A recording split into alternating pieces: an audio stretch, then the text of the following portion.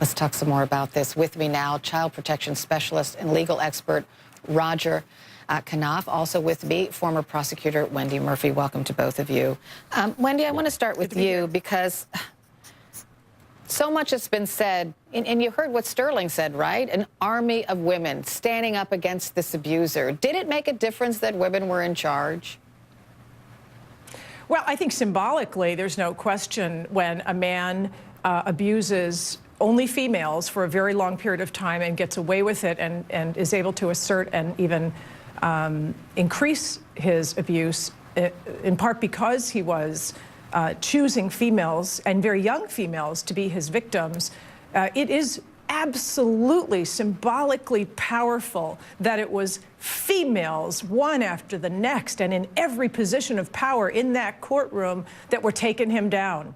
It doesn't mean that men can't be good on behalf of women's interests in a court of law or at the police department and so forth, and certainly men can be victims of sexual abuse.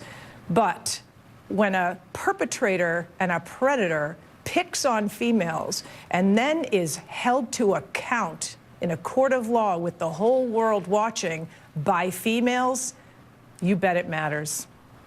Roger, I went out to dinner last night with a group of people, many of them men, and they told me that especially the judge in this case, Judge Aquilina, lost her impartiality and seemed biased, overstepped her bounds by having so many young women stand up and read impact statements, and by the things that she said to Larry Nassar from the bench. Do you agree? Not necessarily, Carol. I think, first of all, given the severity of these charges, which of course have now been proven, given the extent of Nassar's crimes, I think it was absolutely appropriate to allow her to allow the victim statements one after the other. I don't think that was overstepping at all.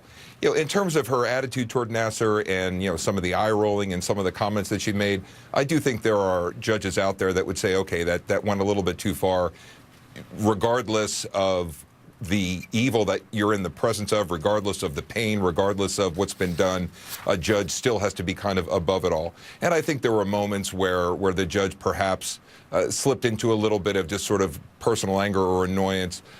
But overall, I don't think that what she did was terribly inappropriate. Well, she did refer to the women reading the impact statements as sister survivors, Wendy.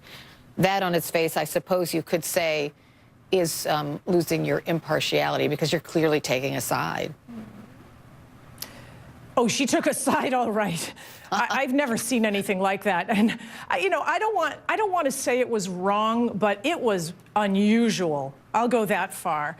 On the other hand, it was an incredibly unusual fact pattern with really global impact because of the role that some of these women had in other countries and were superstars in other countries. So with the whole world watching and with the judge in the position of being the voice of justice on behalf of everybody, not just Larry Nassar. Yes, she has to protect his rights, and she did. And she gave him a fairly low sentence, if you ask me, given the magnitude of his crimes.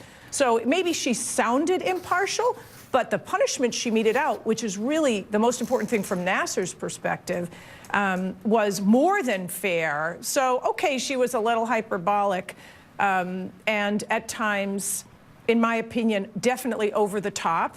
But so what? What that guy did was way past over the top. And you cannot express in words the severity of the harm he did and how much abuse he committed and how much suffering he caused. So the judge, I think, was trying to express that on behalf of all of us. And I forgive her for doing it a little bit too much. Well, Roger, I will say I've covered courts for a long time in my career, and it is difficult for a victim of sexual assault to get up, stand, know that there's a camera on them, face their attacker, right, and detail exactly what he did.